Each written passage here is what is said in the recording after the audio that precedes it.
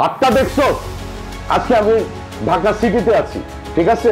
তোর যদি সাহস থাকে তুই আইসা আমার সাথে কথা বল। ফুটবলারদের জন্য খেলা হচ্ছে না সারা বাংলাদেশে। সামাজিক যোগাযোগ মাধ্যমে বাংলাদেশের দুই জনপ্রিয় তারকাকে ঘিরে রীতিমতো তোলপাড় চলছে। একদিকে 90-এর দশকের জনপ্রিয় চিত্রনায়ক ওমর সানি, অন্যদিকে দেশের আলোচিত সঙ্গীত শিল্পী আসিফ আকবর। একসময় দুজনের মধ্যে সুসম্পর্ক থাকলেও ফুটবল নিয়ে আসিফ আকবরের মন্তব্যকে কেন্দ্র করে শুরু হয় নতুন বিতর্ক।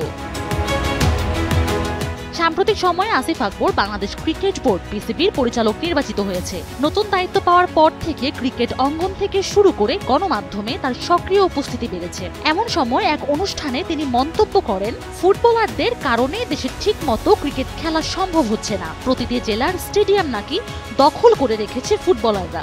এমনকি যেখানে ফুটবলের আয়োজনও নেই সেখানেও স্টেডিয়াম ব্যবহার করা হচ্ছে, এমন অভিযোগও তোলেন তিনি। আরএফএল গিজার মানে চটজলদি পানি গরম, বিদ্যুৎ বিল 20% কম। আরএফএল গিজার, উষ্ণ পানির পরশ। প্রত্যেকটা জেলার স্টেডিয়াম অকুপাই করে রেখেছে ফুটবল।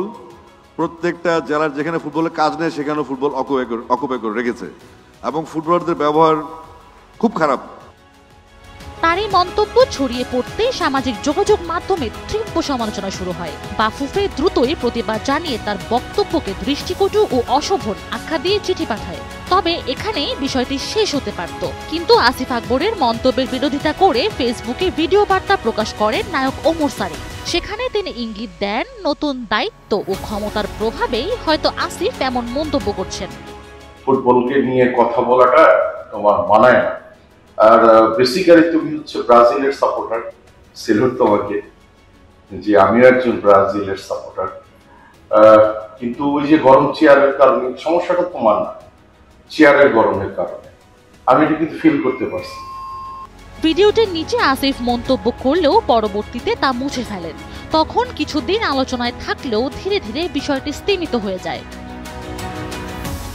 তবে আবারও পরিস্থিতি উস্কে দেন আসিফ আকবর। একটি বেসরকারি টেলিভিশনে অতিথি হিসেবে অংশ নিয়ে তিনি ওমর সানির পেশা ও ব্যক্তি জীবন নিয়ে একের পর এক কটাক্ষ করেন। সাক্ষাৎকারে তিনি বলেন, তিনি একটু সহজ সরল মানুষ, চাপটা বিক্রি করেন। ভাবছেন এমন কিছু বললে বাফুফে তার কাছ থেকে চাপ কিনবে। পরে আরো বলেন, উনি তো সংসারই ঠিকমতো চালাতে পারছেন না, তিনি একজন নারী শাসিত পুরুষ। এমনকি মন্তব্য করেন, ফেসবুকই তার বেঁচে থাকার একমাত্র অবলম্বন। ব্যক্তিগত এমন আক্রমণের জবাবে সোমবার সকালে ভিডিও বার্তা দেন ওমর সানি। স্পষ্ট করে জানান, এই বিতর্কে ব্যক্তিজীবন টেনে আনা মোটেও উচিত হয়নি। এমনকি ভিডিওর এক পর্যায়ে মেজাজ হারান জনপ্রিয় এই অভিনেতা। তোর মতো একটা ফাজিল, তুই আর্জেন্টিনা ব্রাজিল নিয়ে প্রেগনেন্ট হয়ে গেছে, আরো অনেক বাজে বাজে কথা বলস। তোর কোনো ব্যক্তিত্ব আছে? তুই আমার সম্পর্কে কথা বলস? তুই মৌসুমীর সামনে আমার সামনে দাঁড়ায় কথা বলতে পারবি? ওই তোরে আমি কি দেখছি জানোস না? তুই আমার ব্যক্তি লাইফ নিয়ে তুই আমাকে নিয়ে তুই সমালোচনা কর, তা আমার কথার এতটুকু কথা চেয়ার নিয়ে তুই সমালোচনা কর। তুই চাপ নিয়ে কথা বলস, তুই আমার ব্যক্তি জীবন নিয়ে কথা বলস, হ্যাঁ সংসার নিয়ে কথা বলস। ওই তোর কি অবস্থা? ওই আসিফ, তোর কি অবস্থা? সবশেষে আসিফকে উদ্দেশ্য করে ওমর সানি বলেন, ভালো হ, ভদ্র হ, ব্যক্তি জীবন নিয়ে কথা বলবি না আসিফ, এগুলো ভালো না, একদমই ভালো না।